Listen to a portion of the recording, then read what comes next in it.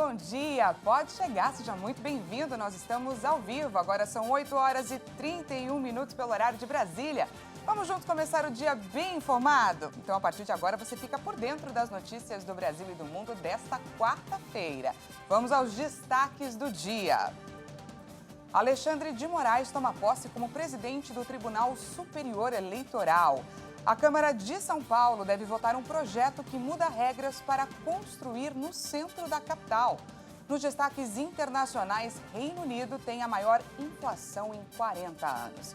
E você vai conhecer o alecrim, um cachorro que é o principal aliado na recuperação de crianças internadas em um hospital no Pará.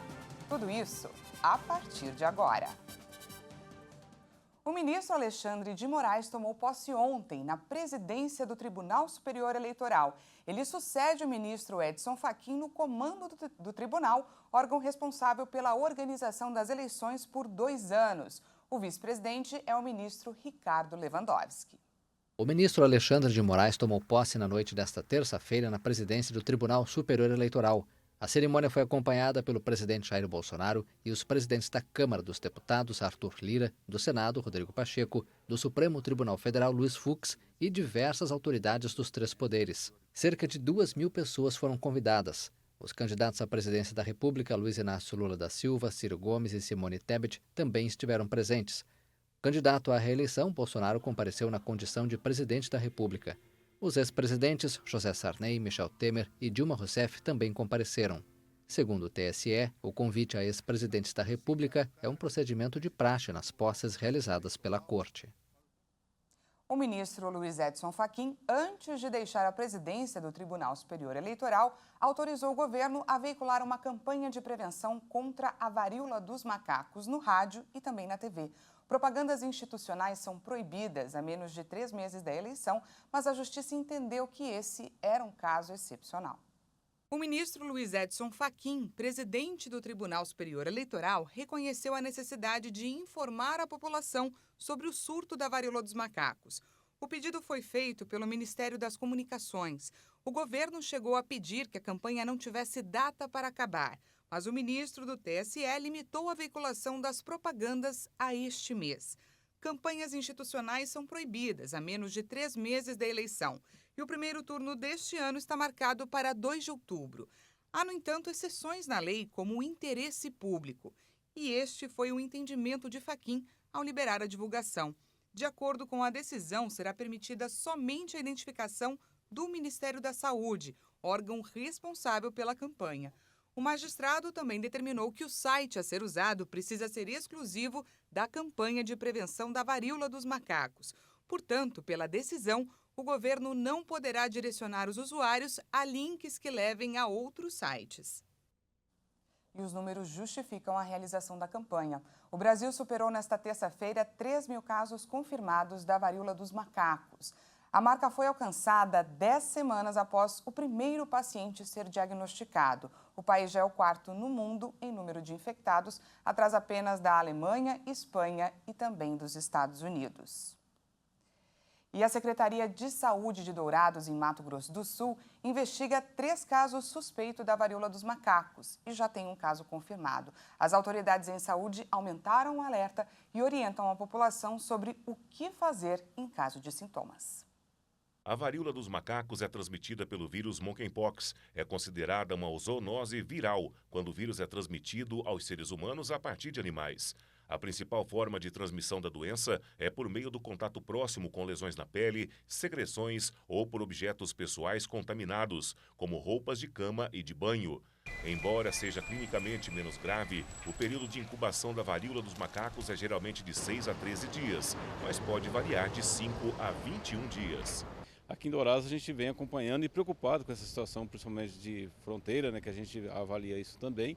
Mas no momento a gente tem feito o trabalho de orientar a rede para receber esse paciente, né, para nos informar, para a gente fazer a investigação do caso, né, e vamos acompanhando. Acreditamos que não chega a evoluir numa situação de pandemia igual a gente viveu da Covid. Passa a ser considerado um caso suspeito qualquer pessoa de qualquer idade que apresente bolhas na pele de forma aguda e inexplicável e se esse quadro for acompanhado de dor de cabeça, início de febre acima de 38,5 graus inchaço, dores musculares e no corpo, dor nas costas e fraqueza profunda. É necessário fazer exame para confirmar ou descartar a doença. Em Dourados, no momento, temos um caso confirmado, um descartado e 3 em investigação. O caso confirmado em Dourados é de um jovem de 27 anos que recentemente realizou uma viagem para o Paraguai. Após sentir os sintomas, foi coletado material para exame, confirmando a doença. Todas as pessoas com que esse jovem teve contato estão sendo monitoradas, mas até agora ninguém apresentou nenhum sintoma da doença. Nenhum deles estão internados, né? Então a gente está fazendo monitoramento em casa, tanto dos casos quanto dos contatos, né? Para ver se vai apresentar sintomas, porque a gente monitora, né, o caso índice até o final das lesões, né? Porque aí a gente define como o final do curso da doença. E os contatos a gente monitora daquele dia que teve contato até 21 dias, para saber se vai aparecer sintomas ou não. Aparecendo sintomas, a gente vai fazer os exames, né? Toda pessoa que apresentar sintomas deve procurar uma unidade de saúde mais próxima para consulta médica. Não existe um tratamento específico para a doença. O que existe é a prevenção, que o Ministério da Saúde está estudando a possibilidade da vacina, mas o tratamento é sintomático, né? Para as feridas, para as lesões que o paciente apresenta. A polícia e a Receita Federal prenderam ao menos 2 suspeitos em operação contra corrupção e tráfico de drogas em Porto do Itaguaí, no Rio de Janeiro. Além de Itaguaí, as ações acontecem nos municípios do Rio de Janeiro, Santos e São Vicente, no estado paulista, Belo Horizonte, em Minas Gerais, Vitória, no Espírito Santo e em Maceió, Alagoas. Agentes também saíram para cumprir 31 mandados de busca e apreensão expedidos pela 2ª Vara Federal Criminal do Rio de Janeiro. A Justiça ainda determinou o sequestro de bens e valores que ultrapassam 30 milhões de reais. E mudando de assunto, o Produto Interno Bruto brasileiro avançou no 2º trimestre. A economia nacional entre os meses de abril e junho foi estimada em mais de 4 bilhões e meio de reais. O monitor do PIB da Fundação Getúlio Vargas indicou que a economia brasileira cresceu 0,1% em junho e fechou o 2º trimestre com alta de 1,1%. A estimativa é que a produção da economia nacional entre os meses de abril e junho tenha somado 4 bilhões e 600 mil reais. Na comparação anual, a economia cresceu 3% no 2º trimestre e 2,7% em junho. De acordo com o levantamento, o consumo das famílias e a formação bruta de capital fixo de capacidade produtiva futura justificam o crescimento do PIB no trimestre. Os estímulos do governo aplicados à economia, como a liberação do FGTS e a redução dos preços de alguns produtos considerados essenciais, também impulsionaram um efeito positivo no curto prazo. O consumo das famílias cresceu 1,8% no 2º trimestre, comparado ao primeiro, e 0,3% em junho em relação a maio. No trimestre, todos os componentes do consumo cresceram e o maior destaque continua sendo o consumo de serviços.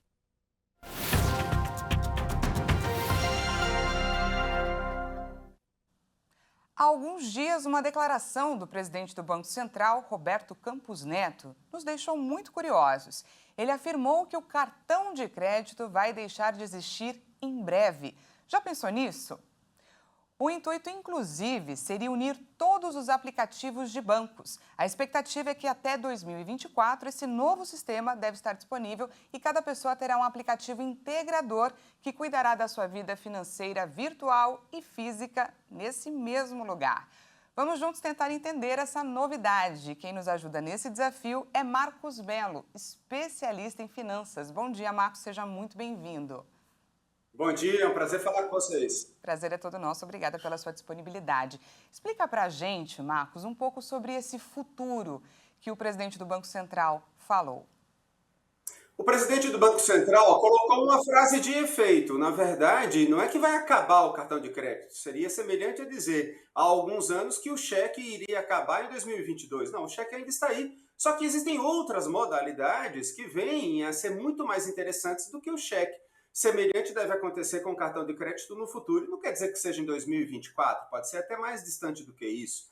Mas o que acontece é que existe no Brasil uma quantidade grande, de novas soluções, de pagamentos, de transações bancárias, que sim, aquela modalidade em que você faz a compra para pagar numa determinada data, no mês seguinte, num determinado dia, deverá acontecer, continuar acontecendo, só que de outras formas, com outras soluções. E tudo isso integrado a aplicativos dentro do celular.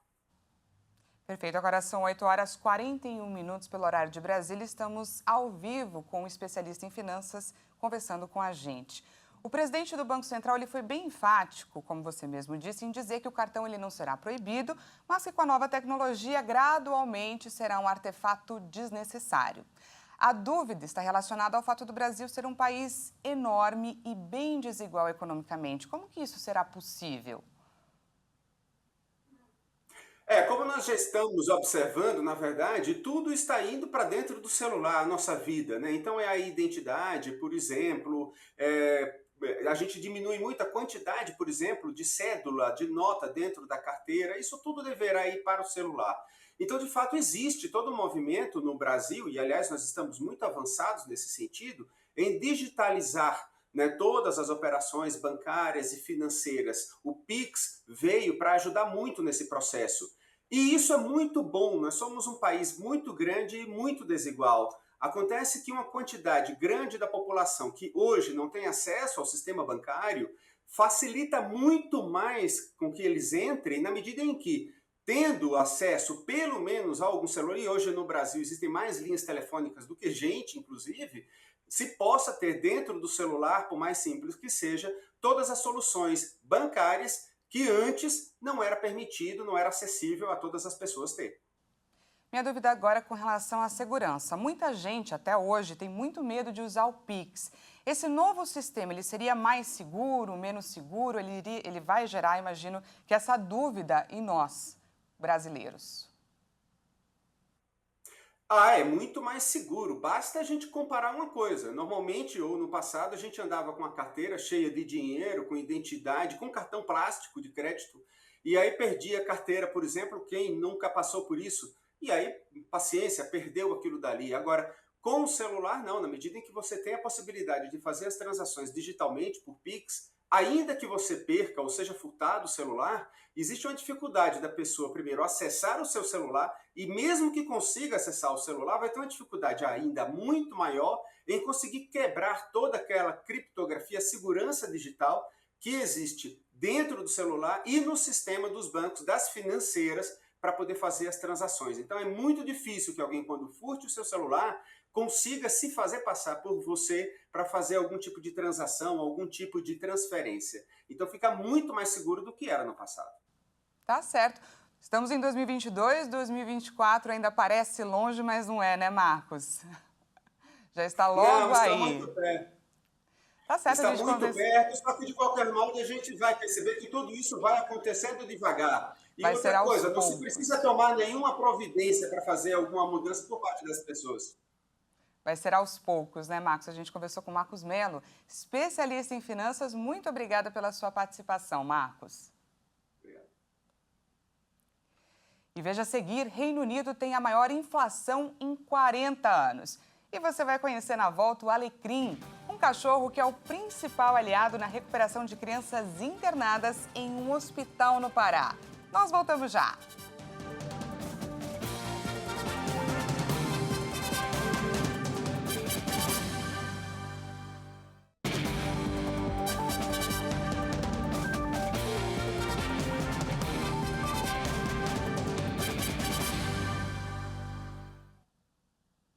Já estamos de volta, seja bem-vindo mais uma vez. Agora são 8h48 pelo horário de Brasília. A Câmara de São Paulo deve votar um projeto que muda regras para construir no centro da capital. A meta é levar mais 200 mil moradores para a região, mas o texto divide opiniões. Vamos conferir. Na próxima semana, devem entrar em votação na Câmara Municipal de São Paulo as novas regras propostas pela Prefeitura para a construção de moradia na região central da cidade. O projeto divide opiniões em diferentes setores, de incorporadoras a movimentos sociais, e está com alterações em discussão. Um dos pontos debatidos é a manutenção da isenção da taxa cobrada para erguer edifícios acima do limite de altura básico, em distritos como o da Sé e da República. Enviada aos vereadores em novembro de 2020, a proposta é referente ao projeto de intervenção urbana Setor Central, que pretende levar mais de 200 mil moradores ao centro de São Paulo. A segunda votação, que estava prevista para esta quarta-feira, foi adiada. Um dos motivos apontados por vereadores para a mudança de data são ao menos 38 emendas apresentadas nos últimos dias. Também há pressão do mercado e de movimentos sociais por alterações.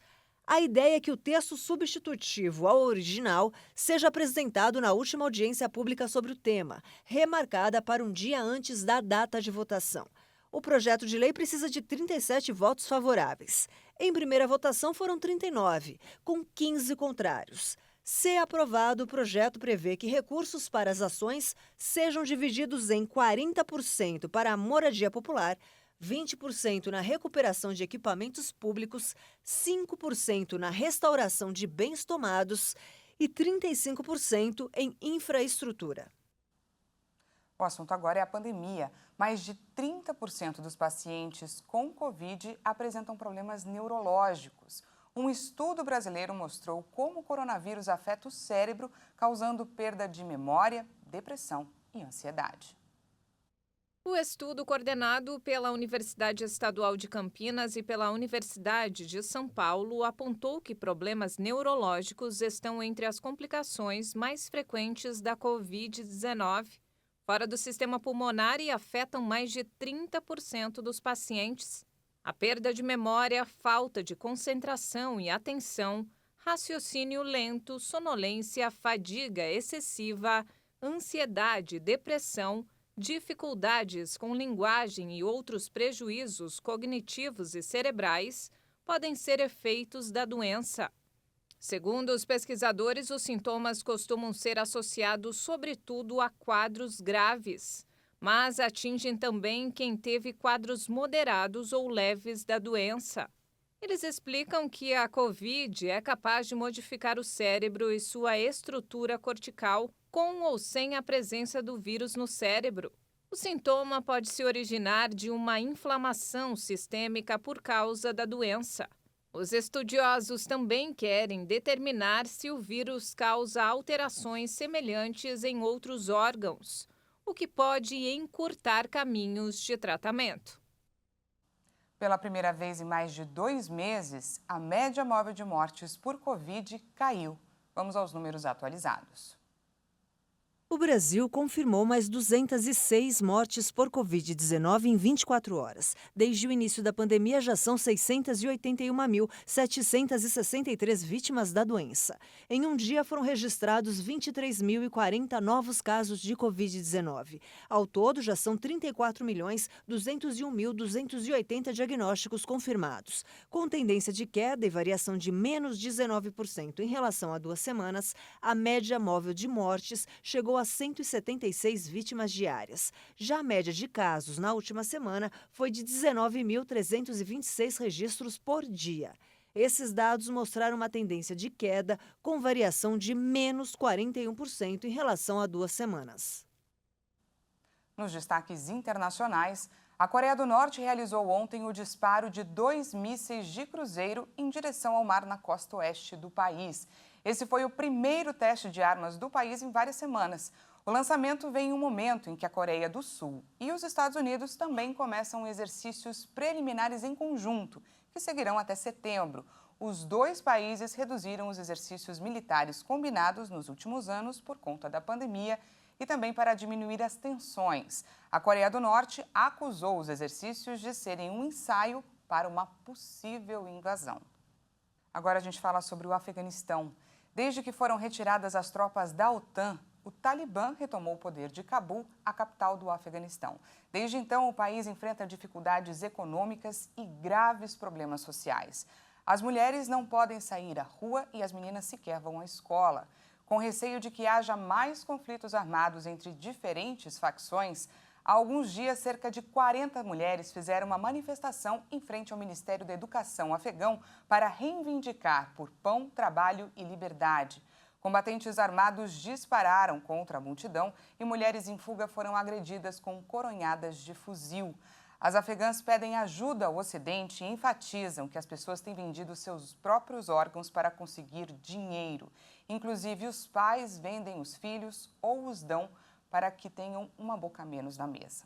75% do orçamento do país dependia da ajuda internacional. Sem essa verba, o desemprego aumentou e 70% das famílias afegãs não conseguem suprir as suas necessidades básicas.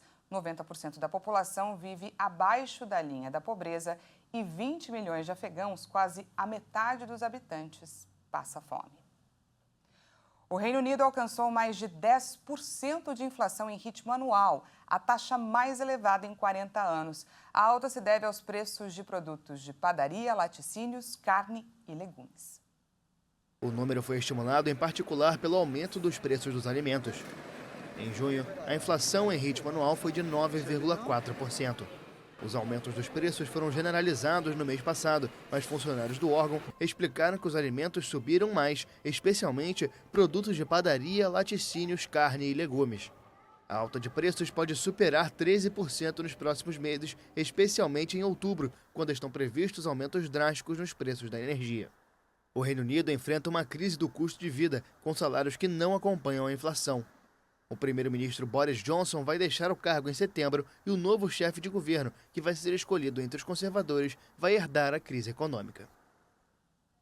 E antes de encerrar, você vai conhecer um cachorro que está sendo o principal aliado na recuperação de crianças internadas em um hospital no Pará. O Alecrim leva alegria em um momento delicado da vida desses pequenos. Vamos conferir. É comum ouvirmos que o cachorro é o melhor amigo do homem, pela questão da cumplicidade, companheirismo e principalmente pelo laço de amizade. E um exemplo dessa sintonia entre humanos e pets aconteceu no Hospital Metropolitano de Urgência e Emergência de Ananindeua, localizado na região metropolitana de Belém, no Pará. O cachorro Alecrim passou a ser um auxiliar importante no restabelecimento da saúde de crianças internadas por queimaduras.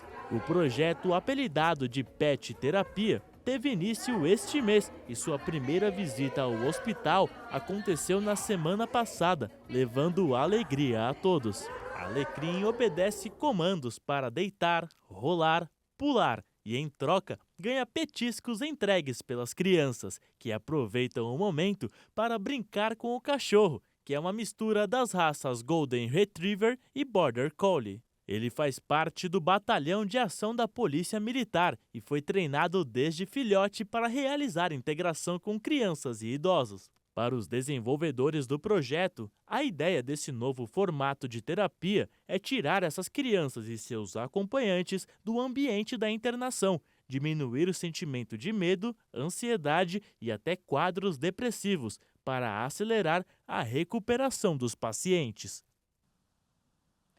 O Alecrim prova pra gente que o cachorro é sim o melhor amigo do homem. Essa edição fica por aqui. Mais uma vez, muito obrigada pela sua companhia. Às 10 horas, Patrícia Velenic chega com mais informações e à 1h da tarde, eu e ela esperamos por você. Até lá!